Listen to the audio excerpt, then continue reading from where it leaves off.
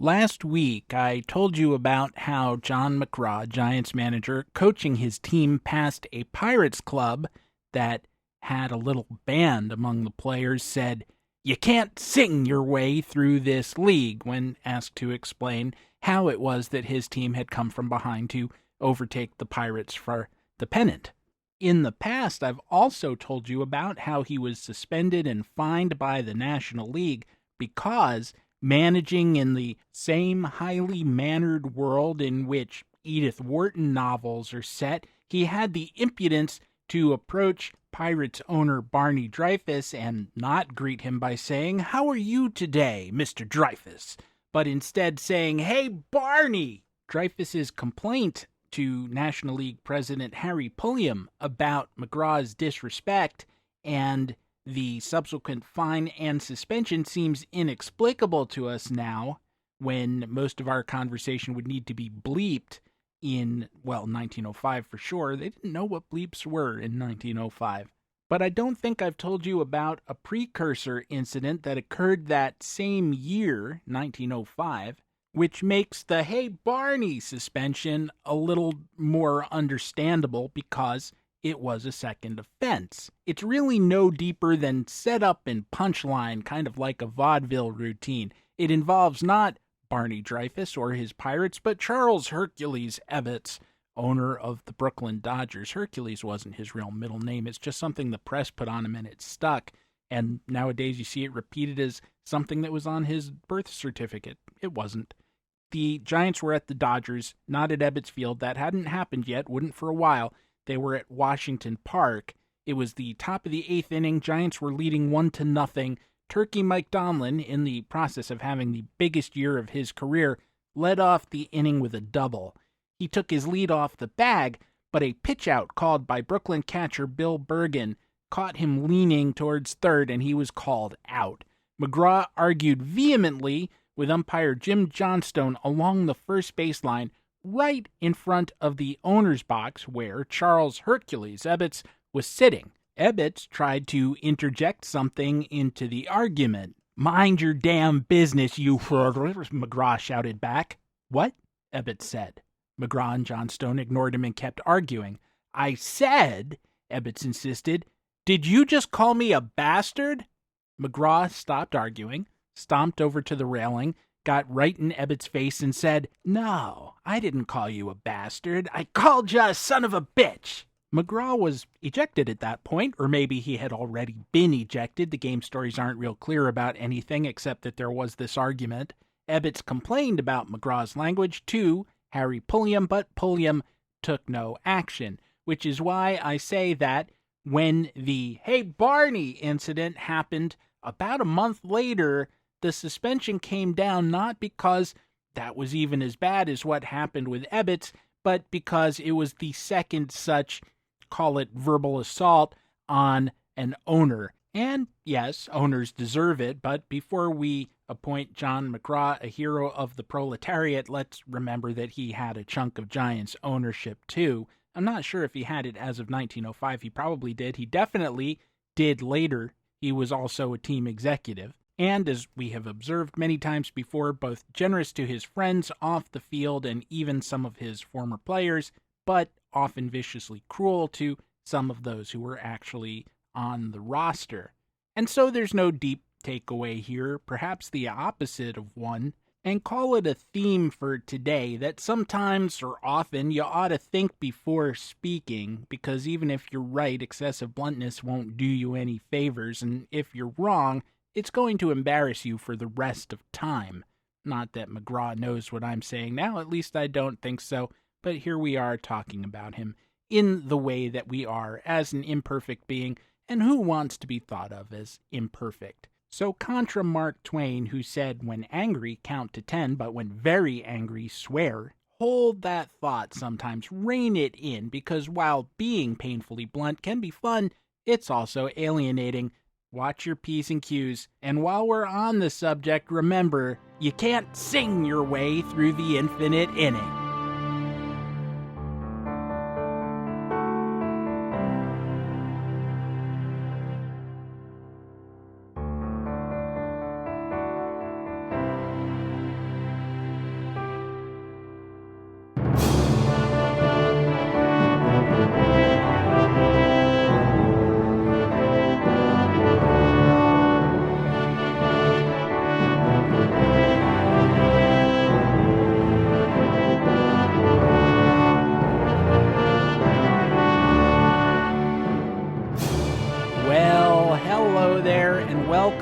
to the show.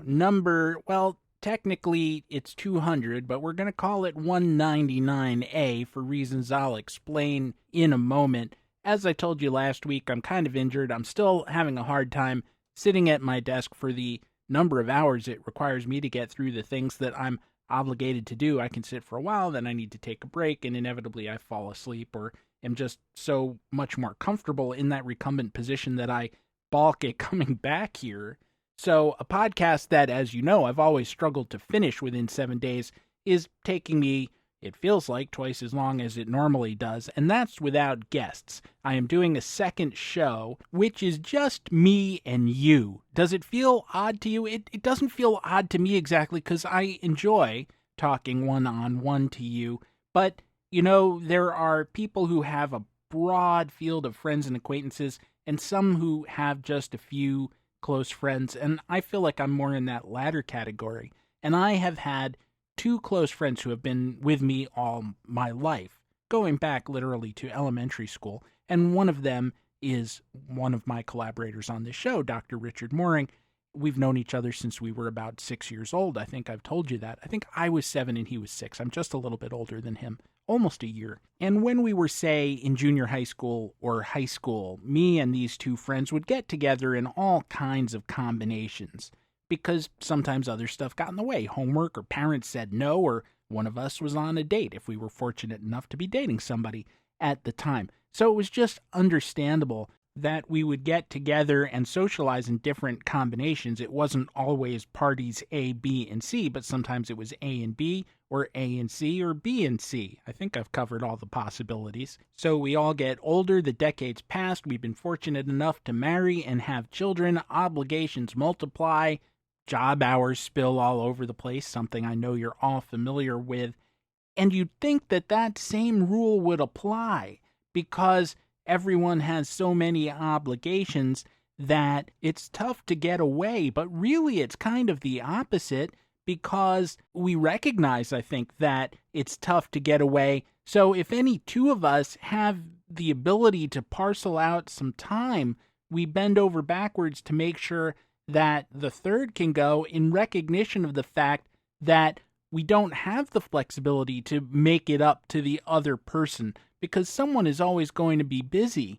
So you try to find that overlapping, interlocking window so everyone can have that liberation, that change of pace from home, even if it's just for an hour. And that is especially valuable now during the pandemic. And so, at least to me, on the odd occasions that we cannot make that work, that someone has an immovable conflict, and my limited freedom to get out in a given week only matches with that of one of the other two, and we do choose to take advantage of it instead of foregoing it until we can make it a trio, this is probably me being oversensitive, but it does feel sort of like a betrayal of whoever isn't there. And it's not like we're doing anything special. We typically just grab a cup of coffee and chat for a while, or run an errand or something, and then we go back home. Nothing earth-shattering, nothing earth-shaking. It's just a comfortable, familiar carpet slippers kind of feeling. Does anyone wear carpet slippers anymore? Casey Stengel wore a kimono that he brought back from one of his several trips to Japan. I guess that's a non sequitur. A kimono is not carpet slippers, but I guess I'm just in the general category of loungewear. Casey Stengel, number 37 brand loungewear, the most comfortable loungewear you can wear on an off day. 4 out of 5 dentists say Casey Stengel brand loungewear. You can look it up. Hello, I'm Joe DiMaggio, and you wouldn't catch me dead in them pajamas. Look for the number 37 display at Wanamaker's, S. Klein, and other fine retailers. Perhaps my back would heal up faster if I were dressed in Casey Stengel brand loungewear. How do you know I'm not? You can't see me. In fact, I'm recording this in a very silky Casey Stengel brand lingerie. The point being that because I am under somewhat of a handicap right now, and I am consulting with the orthopedist again late this week, I have opted to lighten the burden on myself by going solo for a second week in a row. It sounds like something that Lindsey Buckingham might say. But I also didn't want episode 200 to sail by without marking the occasion with a guest or guests. Thus, We're calling this one 199 Part 2, and I hope that you will play along with the charade. Now, that doesn't mean that we're stinting on stories this week because, well, I have one that's not so much a story, more of a rant, and I warn you, it's kind of heavy, but it's also about current events, and I have weaved baseball throughout the discussion, or at least I intend to. We will see. Let's see if we can land this dirigible together, shall we?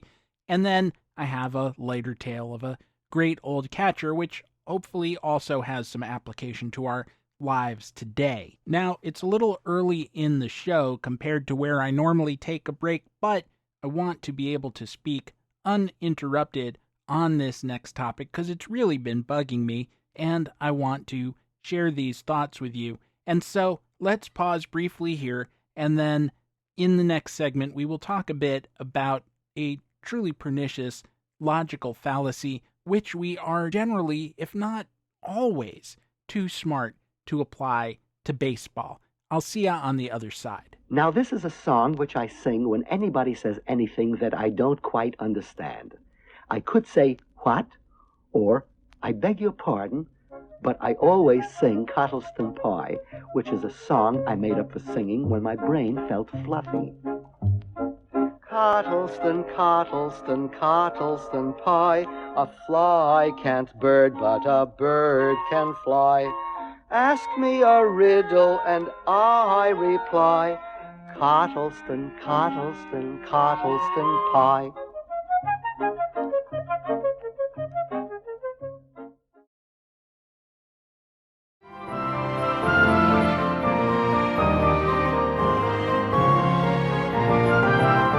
Max Scherzer just struck out his 3,000th batter. Boy, is he in a rut. During that break, I found myself so chuffed with the little collection of John McGraw quotes that we have going now that I put them all on t-shirts and added them to the Infinite Inning Teespring site. I don't know how professional they look, not very probably, but if anyone is interested, you can find them there. You can acquire, whether on a shirt or a mug, "You can't sing your way through this league."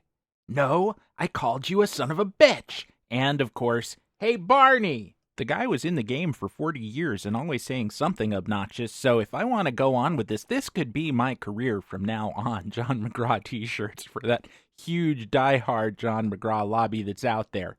Loyal beyond death, 1934 to present. Let's get serious for a few minutes. I want to start, as I said before the break, with a logical fallacy and extend it to baseball. Then we'll go away from baseball for a bit to talk about current events and the way they intersect with the past, or the way that some people are trying to force them to intersect with the past before returning to the game. At least, I think we will. I'm not sure. Help me out here. Stay with me. If you will, I think that we will find safe harbor at the end. And if we don't, well, I'm sure someone brought a compass and some hardtack. The fallacy I wanted to talk about is a particularly pernicious form of what is called hasty generalization. It's a good one to contrast with baseball because we intuitively know better than to think this way when it comes to talking about our favorite teams or players. A hasty generalization is when you make a faulty inference by extrapolating from limited data. The most common version of this, the one that I've seen many, many times over the course of my now 1,000-year existence, is all fish can swim and Socrates can swim. Well, wait, Socrates was a remote figure, and could he really swim? Let's say, to make this relevant to the youth of today, let's say all fish can swim and Katie Ledecky can swim, therefore Katie Ledecky is a fish. No, this isn't the shape of water. All we can know from the information at hand is that both fish and Katie Ledecky can swim. Googling around just now, I found some other fun variations on this, such as a dog thinking, all cats have 4 legs, I have 4 legs, therefore I am a cat. Or there's one concerning penguins that I quite like. Penguins are black and white, old TV shows are black and white, therefore penguins are old TV shows. Now, you can see how this would fall apart rather quickly in baseball. Unless you were the most virulent, unthinking kind of racist, you wouldn't say, watch today's Oakland A's game, see an Elvis Andrus 0 for 4, and say, Elvis Andrus is a weak hitter. Elvis Andrus is from Venezuela. Therefore, Venezuelans are weak hitters. I mean, we know that that's not true because we can't generalize about entire peoples that way, and we have counterexamples like Miguel Cabrera and Maglio Ordonez. You also would not say good teams win baseball games. Last night, the Baltimore Orioles beat the Toronto Blue Jays. Therefore, the Baltimore Orioles are a good team. Or how about only a great team could beat the 1927 Yankees? On April 30th, 1927, the Boston Red Sox beat the 1927 Yankees. Thus, the 1927 Red Sox were a great team. And again, no, those Red Sox lost 103 games. They just happened to walk it off that afternoon because it was early in the season. Miller Huggins kept his starter in too long, not yet realizing Wilcie Moore was going to be his relief ace. He didn't know what a relief ace was. He had no more conception of relief aces than he did the top quark. But look it up because Wilcie Moore should have been the Cy Young Award winner in 1927 if they had Cy Young Awards back then. 6.6 WAR, according to Baseball Reference, as a starter, a reliever, and a long man, wrapped up all in one, and supposedly selected by the Yankees from the minor leagues because Ed Barrow, the general manager, scouted the stat line and said there must be something good going on with this guy, and he threw junk. But for one great year, he got away with it. And then he had some others that weren't nearly that good. He had a late comeback with the Yankees. Story for a different time, but Wilcie Moore is a lot of fun to think about. I mention these examples of bad reasoning because since the advent of COVID vaccines, we've seen politicians and pundits on the right making this sort of error, knowingly making it, I believe, when it comes to equating vaccine policy with the Holocaust, the German extermination of primarily the Jews, but also Roma, homosexuals, political opponents of any stripe, the Polish intellectual community, Russians whenever they could. I'm probably missing a few. They had a euthanasia program. There was that also, and this was even before they started in on the Jews or anyone else, inspired by the American pseudoscience of eugenics. It started with forced sterilization, but as World War II went on and resources got scarce, thousands of people who were chronically ill, mentally handicapped, or had psychological difficulties were designated as useless eaters, consumers of food who didn't give anything back in return for the calories they were getting, and you wanted them out of the gene pool anyway, right? And so you did away with them. This included many, many children. You know, in eugenics, you could decide if someone had faulty genes based on the shape of their earlobes. Children were murdered on that basis. It's this evil regime which inverted the moral positions of God and man, which keeps getting brought up in relationship to vaccine mandates, even kind of light vaccine mandates, which have been kicked around by Joe Biden and the federal government over the last week. Being asked to carry a vaccine card is like the Jews of Germany being required to wear a yellow star. A national vaccine mandate will have Gestapo agents coming to your door. Healthcare workers giving out shots at CVS are like Joseph Mengele, the Auschwitz angel of death. That last one was via Maine Republican Heidi Sampson, a state representative who said, "Do I need to remind you of the late 1930s and into the 1940s in Germany and the experiments with Joseph Mengele? What was it, a shot? These were crimes against humanity."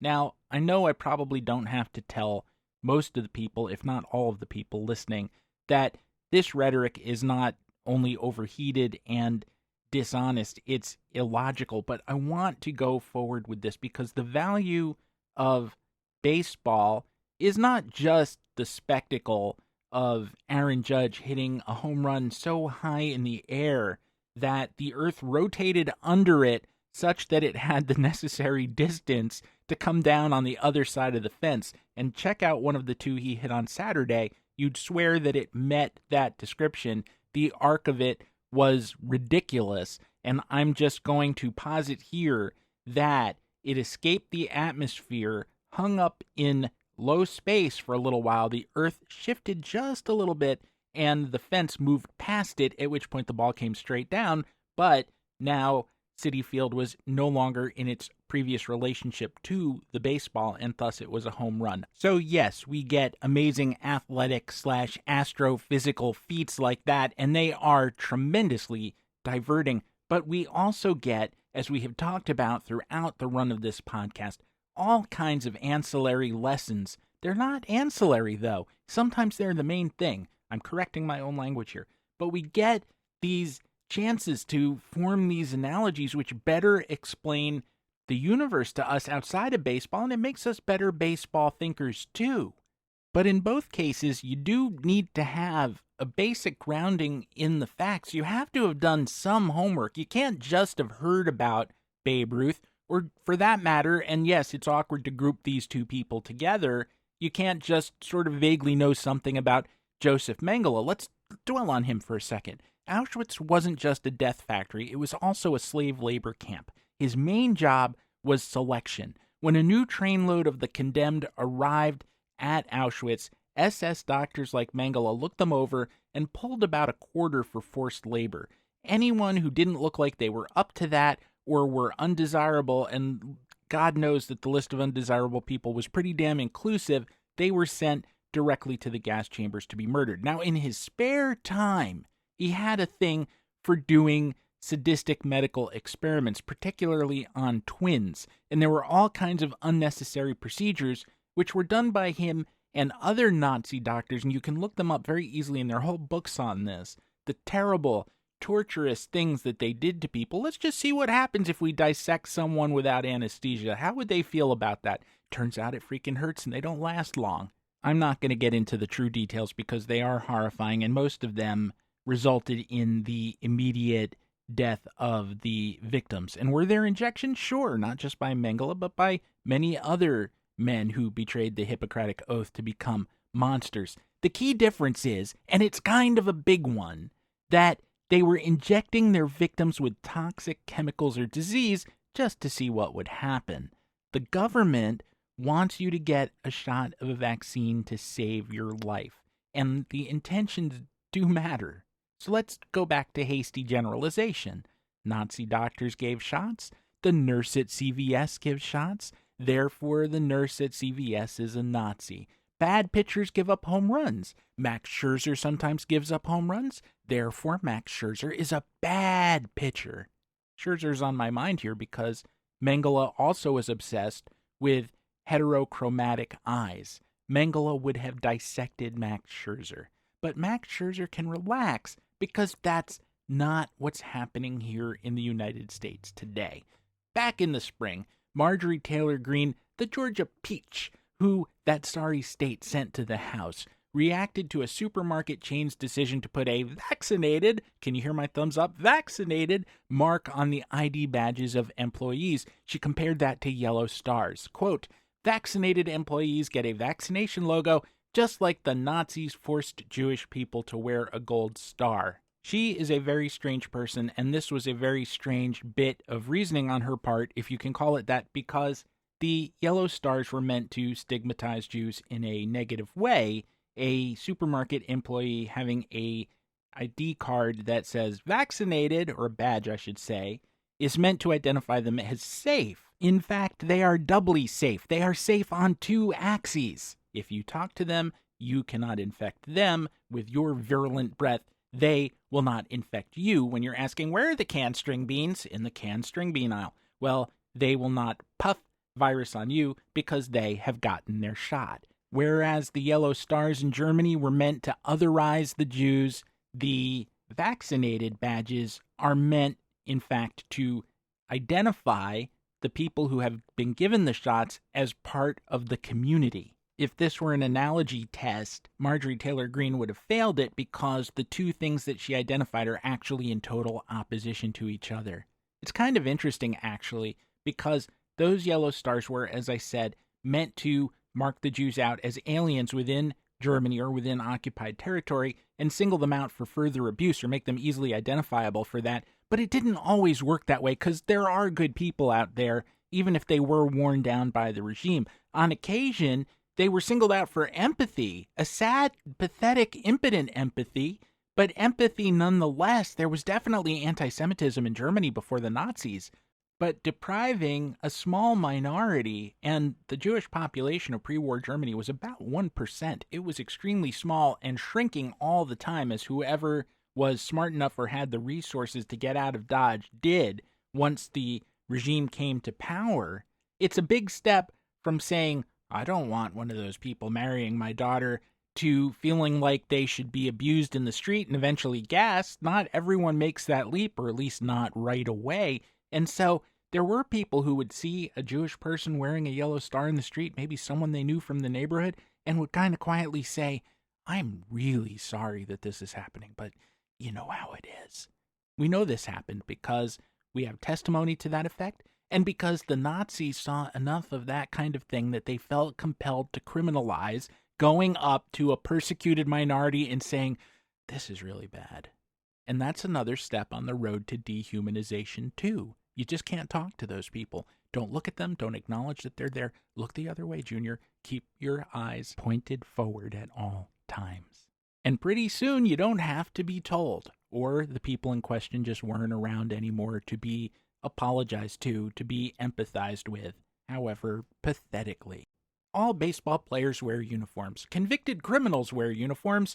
Therefore, baseball players are convicted criminals. Or, all baseball players wear uniforms. Elite military anti-terrorism fighters wear uniforms. Therefore, baseball players are elite military anti-terrorism fighters. Aaron Judge wears a Yankees jersey. Today I put a tiny Yankees jersey on my guinea pig, and now my guinea pig is Aaron Judge. Neep, neep, Aaron Judge, neep, neep. I shouldn't be trying to help, but what Representative Green tried to say would have had more validity if people who are not vaccinated were required to wear some sort of badge identifying themselves as such. And maybe in some ways they are, because certain venues are asking for proof of vaccination before people can enter. Of course, no one is demanding that an unvaccinated person go to a place that they would not be qualified to enter by dint of that restriction and identify themselves as such. All they'd be doing is causing a scene. You also can't go into a club to which you're not a member, right? You can't get on a plane that you don't have a ticket to ride on. You can't go scuba diving without a diving certification. We live with all kinds of restrictions of that sort. And of course, if someone has a hemorrhagic fever, we don't welcome them into a kindergarten. This is no different than that. Mary, if you see anyone with blood coming out of their eyes, don't let them into Miss Johnson's 3 o'clock class. Sue, how dare you? That's just like the Nazis. Baseball players wear uniforms, Nazis wear uniforms, therefore, you know the rest.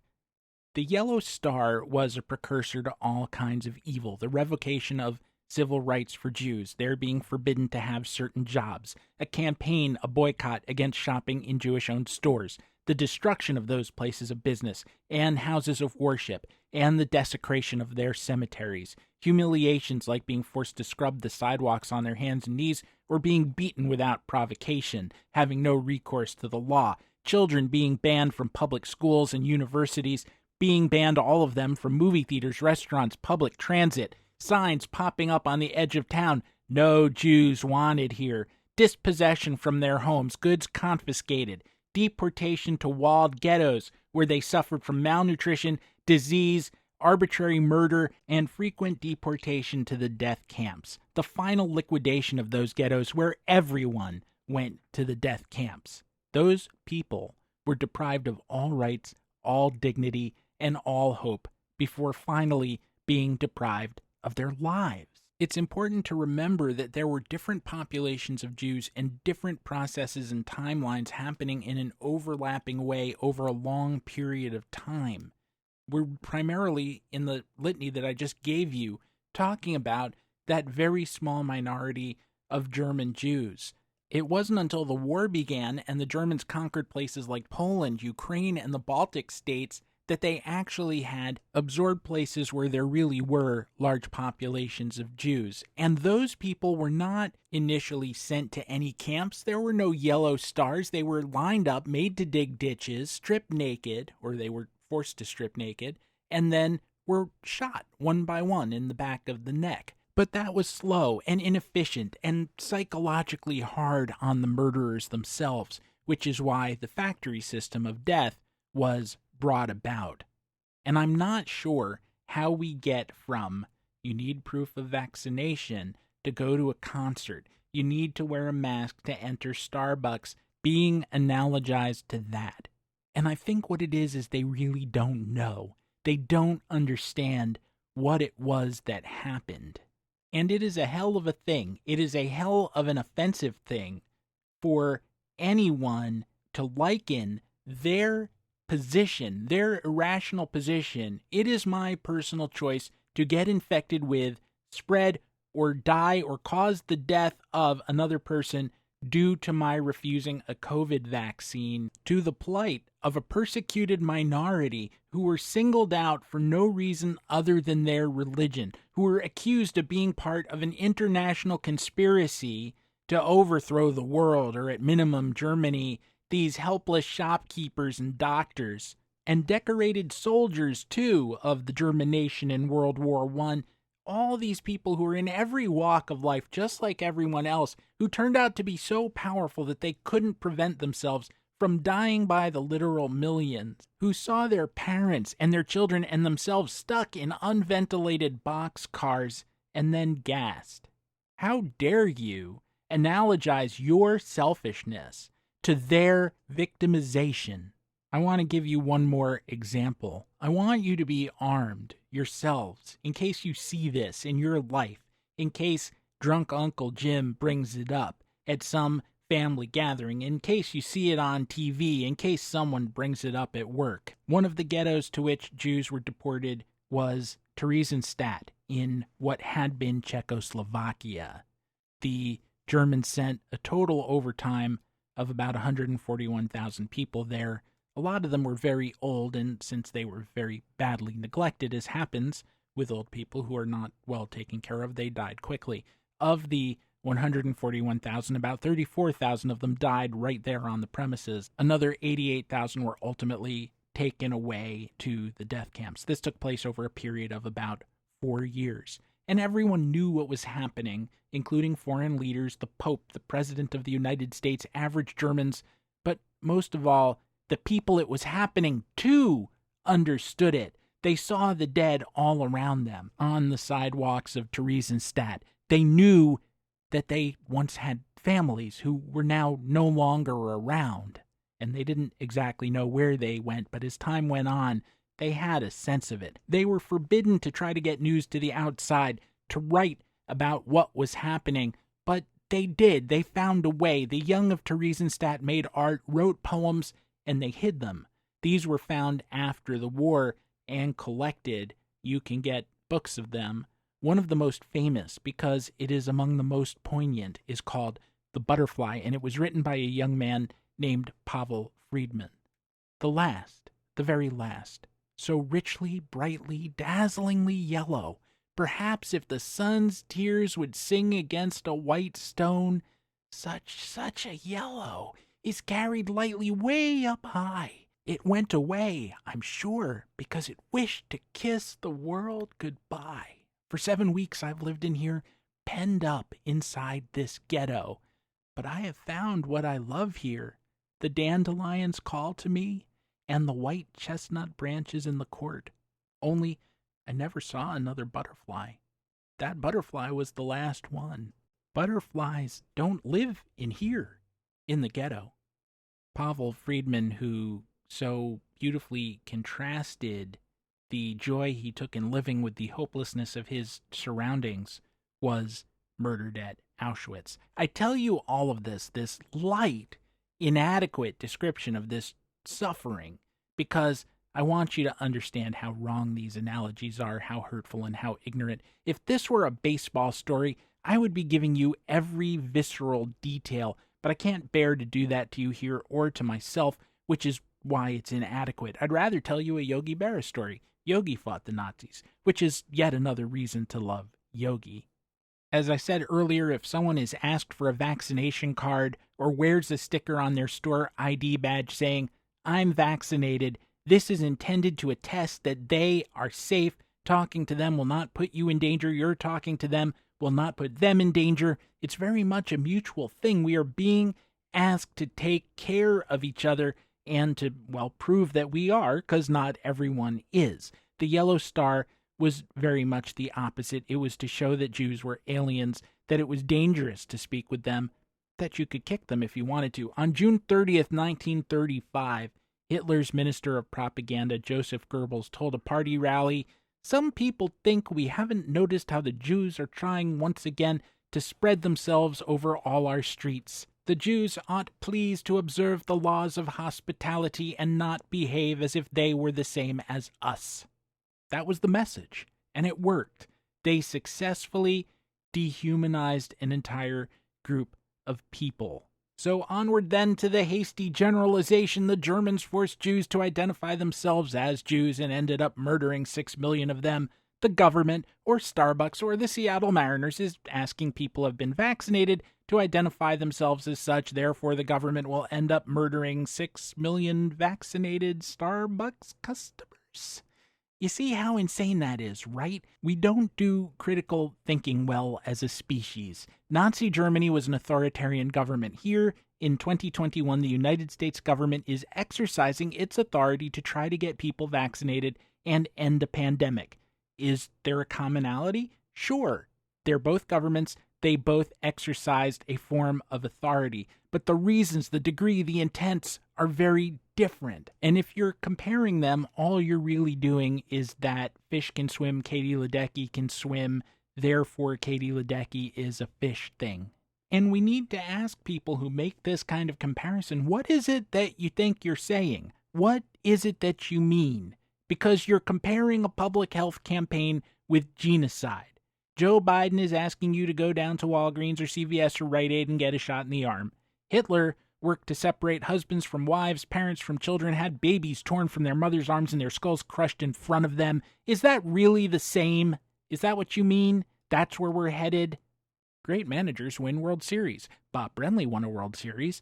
Therefore, Bob Brenly is a great manager. Or Earl Weaver won one World Series. Whitey Herzog won one World Series. Bob Brenly won one World Series. Therefore, Earl Weaver, Whitey Herzog, and Bob Brenly were equally talented managers.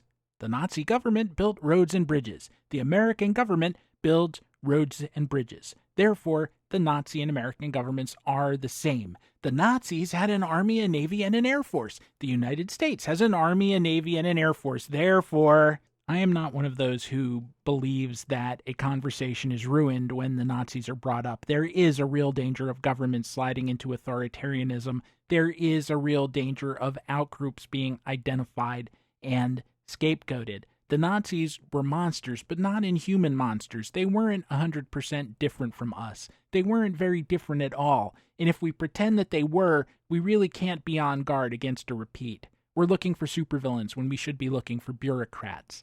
The Hitler gang had a set of beliefs, and they acted on them with great efficiency and ruthlessness. And unfortunately, those beliefs weren't that everyone should get a free cookie on their birthday, but kind of the opposite, that you shouldn't have birthdays at all, really. The last one was the final one. And it's worth remembering that in addition to the victims of the Holocaust, their vision required plowing under 5.3 million of their own young men, the guys they liked. Everything they did led to death, and I won't go through the whole list, but when you add up all the military and civilian corpses that were produced as a result, direct or indirect, of their actions, the number of murders will just never be equaled.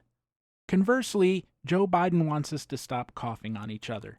Now, whether you agree that we should stop coughing on each other or not, whether you want to get back to life the way it used to be, I suppose that's a topic for another time. Just know that when people make these sorts of Holocaust comparisons, all they're showing off is some combination of paranoia, insensitivity, and vast ignorance of what really happened in Europe all those years ago. And there are also many who do know better, but they are indulging in a cynical exercise, which to me, and you can accuse me of being partisan, I'm not. I'm just pragmatic. They are indulging in a kind of cover-up which can be boiled down to Donald Trump was afraid or too lazy to treat the pandemic as the emergency it was because he thought it would hurt his re-election chances. This was exactly the opposite of the inference he should have drawn. Leadership would have flattered him, but that's what he did. The disease, which was primarily in the early days in blue places like New York and Los Angeles, then started colonizing the red states, and he found himself playing from behind. The only solution to that failure, other than admitting we done screwed up, was to complicate simple things like masks and vaccines, politicize them, make them part of the culture wars. And he's gone, but that battle continues. They're distorting the medium-range past to obscure the recent past. Don't let them get away with it. Combat ignorance as you would if someone said that Juan Soto isn't a good player because he takes all those walks instead of hitting away. What other baseball fallacy can we close on? Babe Ruth was fat and hit a lot of home runs. Therefore, fat people hit home runs. In fact, obesity is beneficial to baseball players. It's beneficial to me. I am in the best shape of my life, which is to say, I'm huge. All fat people are Babe Ruth. Submit your own. They're fun and annoying. All right, it's time to change subjects. One more tale, this one more squarely baseball, before we quit for the week. I beg your kind indulgence as we take one more break. I'll be back with a tale of someone who was not Babe Ruth. He was very much himself and his own unique physical specimen as well, Ernie Lombardi, the catcher they called Bocce. Fun game, Bocce. I'll see you on the other side.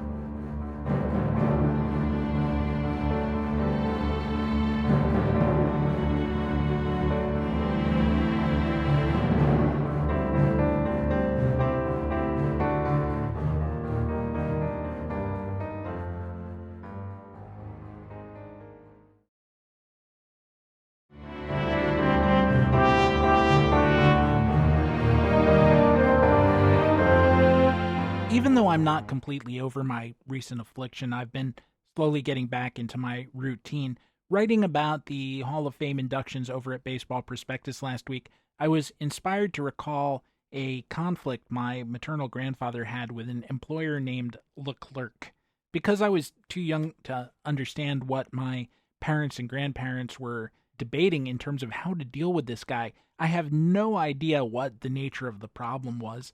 And I think it was just that Leclerc was a bad boss, or maybe he was a rude boss, or a pushy boss, or just had unreasonable expectations of the old man.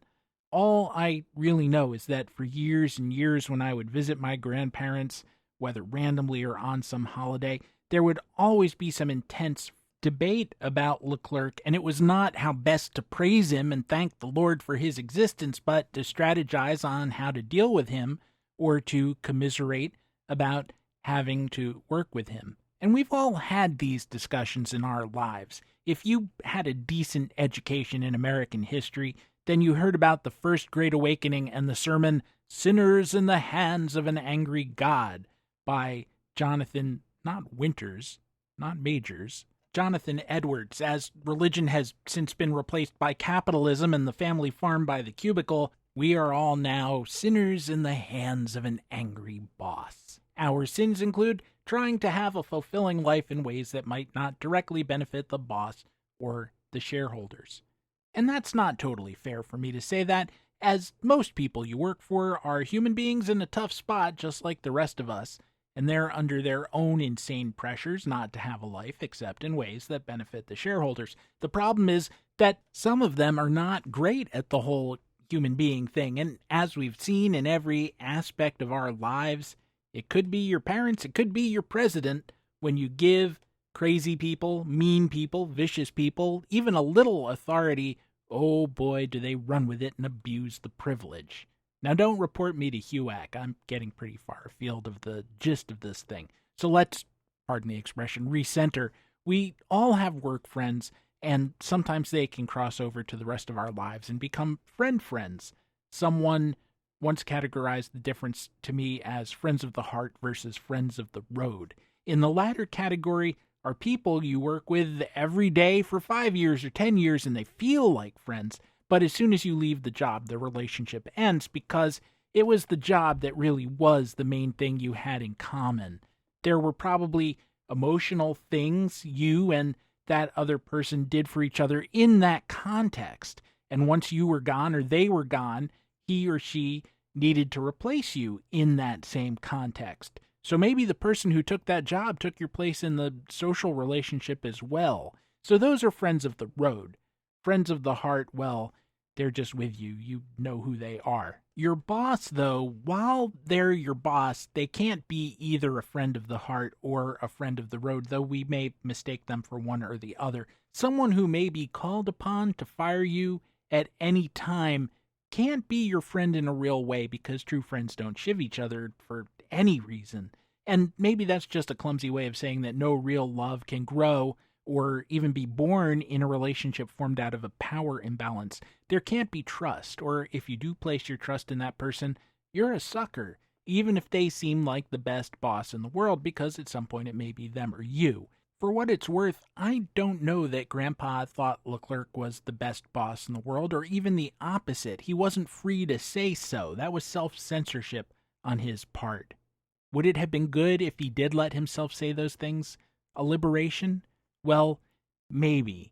Ernie Lombardi did it once, and it was his opinion that he was punished for it. Ernie, as you probably know, was a hard-hitting catcher, one of the few to win a batting title, actually two in his case, although one would not be a batting title today because he would not have qualified under present-day rules, having fallen short in the plate appearance department. He was a big man with a bigger nose. Both are true even by present-day standards. He was a Hulk, 6'3", officially 230 pounds, but that seems generous. There are pictures of him where he looks to be in good shape, relatively svelte for his build, and some in mid-career or later where he's a bit thick around the middle.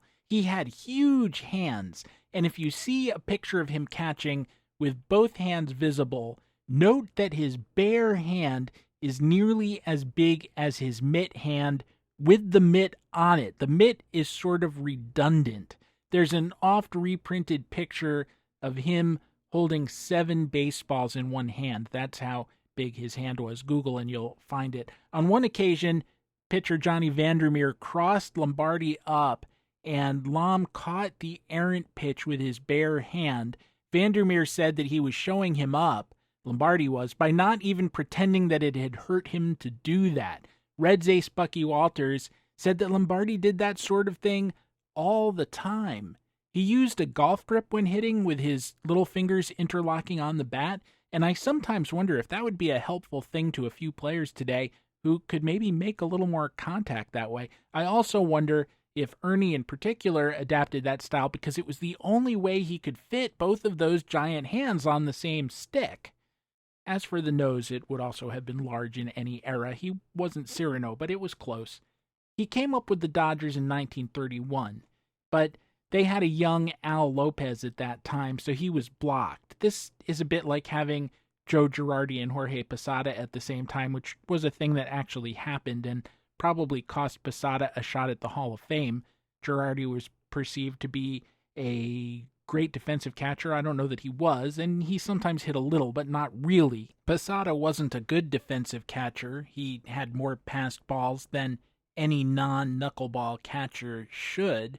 That was something he actually had in common with Lombardi, who also piled up the passed balls, although the contemporary reports, people who were watching him during his career, said, hey, we don't totally get this.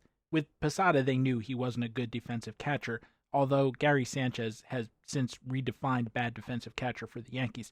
But with Lombardi, they said, this is kind of inexplicable because everything that we're seeing is that he's a really good defensive catcher. He handles pitchers extremely well. He catches no-hitters. In fact, he catches consecutive no-hitters. Those are the famous Johnny Vandermeer back-to-back no-hit games. But somehow there's a lot of stuff that bounces in the dirt and rolls through his legs. And for all we know, that was an artifact of the official scorers because the delineation between a wild pitch and a passed ball is not always a bright line. Well, Posada sat behind Girardi for a few seasons until Joe Torre was finally convinced that he could play and Girardi could move on to the rest of his career. Whereas in Lombardi's case, the Dodgers traded him right away. Unlike Girardi, Lopez was kind of young. It also seemed like he had some offensive improvement in front of him, and he was a legitimately good defensive catcher. So they made a deal that was first guessable at the time. On March 14th, 1932, they sent their star right fielder Babe Herman, a holdout, third base glove man Wally Gilbert, and Lombardi, the prospect throw-in, in the deal. And in return, they got second baseman Tony Cuccinello, a very good player, third baseman Joe Strip, not as good, but also not bad either, and catcher Clyde Sukaforth, who wasn't very good at all, but would be with the organization for 20 years as a player, coach, and scout. So summing up, the Reds got 2 stars, and the Dodgers got 2 starters. Herman was great for the Reds in 1932, but not unlike the Dodgers, the owner was struggling not to go broke at the time, and Herman was always a tough sign, so he was dealt off to the Cubs for 4 players who were definitely human beings, but that's all. Ernie, though, was with the Reds for 10 years, hit 307 times, won an MVP, and was part of 2 pennant winners and 1 championship team. In his MVP year of 1938, he caught the aforementioned Vandermeer consecutive no-hitters, hit .342 with a .391 on base and a .524 slugging percentage, hitting 30 doubles and 19 home runs. He only scored 60 times, and that was Ernie's career high. He just couldn't be moved around the bases. I mean, some of that was that as a catcher, he didn't play 150 games a year, but seriously, he was stationary. You might recall that when Dusty Baker was managing the Cubs back in 2003, he called infielder Mark Bellhorn a base clogger. The year before Dusty arrived, in fact, Bellhorn had not only hit 27 home runs, but had walked 76 times, which was a rare feat for a Cub in those days. It's the especially impatient teams, watch for this, that draw fewer than 400 walks in a 162-game schedule. The Royals might not get there this year. The Cubs were drifting down to that point back then, and they would get there within a few years, so they needed guys like Bellhorn, who definitely had his limitations. He wasn't a great defender, he struck out a ton, but at least he worked some deep counts. Now, I have a lot of respect for Dusty, but everyone, even the people you most respect, have moments of dumb, and that was his moment. And the reason I brought up Dusty and Bellhorn is that you want a base clogger, Dusty? Have I got a base clogger for you? Ernie hit into up to 30 double plays a season and led the National League 4 times. And it would have been more if he had played more often, but as I said, he only played about 3/4 of the time. He was kind of a perfect storm. He was extremely slow, so slow that infielders could play very deep, like in the outfield, and still have time to throw him out. He was a right-handed pull hitter who killed line drives that got to those distant infielders very quickly, and he didn't walk or strike out very often, so most of his plate appearances ended with a ball in play. There's a lot more to talk about with Ernie, including his so-called snooze in the 1939 World Series, in which he got very badly groined by Charlie Keller, but those are tales for another time. So just one other note to situate Ernie in this story. His 10th season with the Reds was an off year. In 1941, when he was a venerable 33, he hit only .264, .325, .374. That's a 97 OPS plus. So he wasn't horrible, especially if you do accept that he was a good defensive catcher, but he sure wasn't good either, and he definitely wasn't any faster than he had been 10 years earlier. So back to bosses. At that time, the Reds were owned by radio and pretty much everything else manufacturer Powell Crosley Jr., and were run by Warren Giles.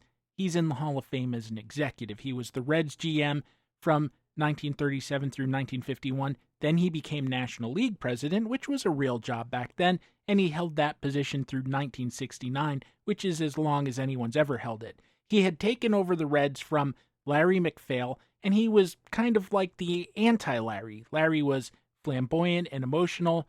Giles was more businesslike, but that doesn't necessarily mean cold. He was cool. But whatever he was as a person, he was also the boss. He negotiated your salary. And since players had almost no leverage back then, that really means he decided your salary.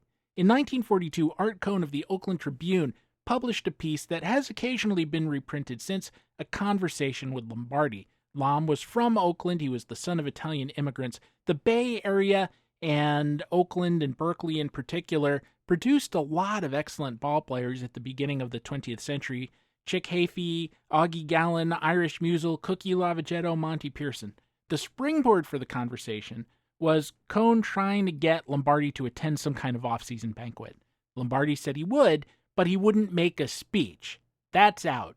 The last time I made a speech, it cost me my job. Cohn naturally asked him to explain what he meant by that. Lom remembered that following his MVP season, he had had a tough salary negotiation with Giles. He wanted $20,000. Giles offered $15,000. They met twice at the end of that season, and they couldn't come to an agreement, with Lombardi storming out in anger both times. I guess it's redundant to say that, storming out in anger. Does anyone storm out in happiness? This is the best negotiation ever! At about the same time, a banquet was given in Lom's honor. And if you look at the list of sponsors, I don't think it's much of an exaggeration to say that it was kind of an Italian pride thing. Everyone with a even vaguely Italian surname in the greater Cincinnati area was signed on for this. They gave me a brand new car and a load of other presents, Lom remembered. He stood up to thank the assembled very Italian crowd for their gifts. He was, by his own admission, a little drunk. "Thanks for everything," he said.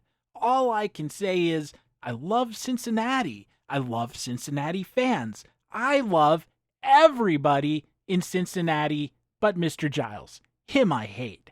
I have no use for the old goat." And then he sat down. The weird thing about this recollection is that the Red season ended on October 2nd. The banquet was on October 3rd. And if Lombardi said that, it wasn't reported that I can see, but that wouldn't be unusual. He signed for 1939 on October 28th, settling at $18,000, a $3,000 raise from 1938. Some sources say $17,500. No, he didn't get the $20K that he wanted, but he wasn't back at the $15 he had either.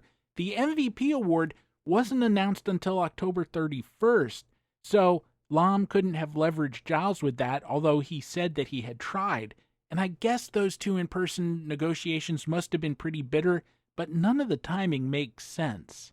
It is worth mentioning, by the way, that, well, look, Lombardi wasn't being greedy. Everyone is entitled to negotiate for the most money that they can get for whatever services they provide to whoever they're working for or with.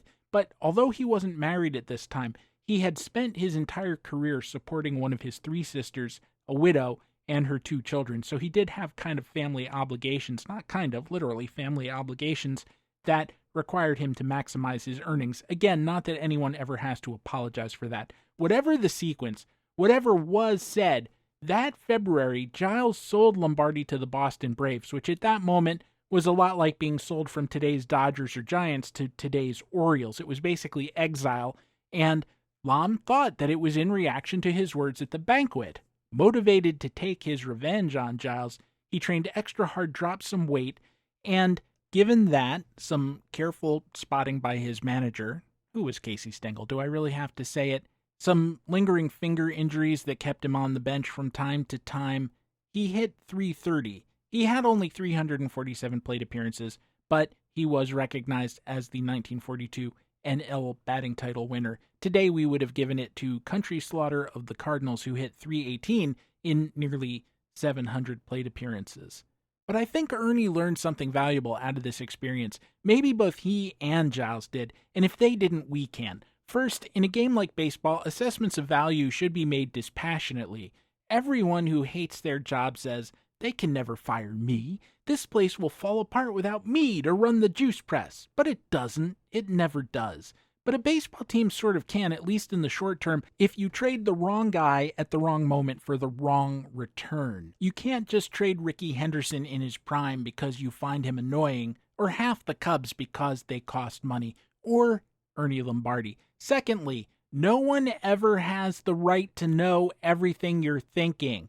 That's your private business, not your friends, not your spouse, not nosy Aunt Millie, not your boss. That's not to say you should be furtive or closed off, but there's a lot of noise in all our minds. And frankly, probably 90% of it is garbage, impulsive, rash thoughts that have no value and no one needs to know. You don't need to share what you think of Sherry's sweater. It won't help you and it definitely won't help her. So no one needs to know all of it. Just the parts that will let you facilitate healthy and functioning relationships. And jobs are like that too. Although, as I said earlier, we all like to pretend that our work family is an actual family.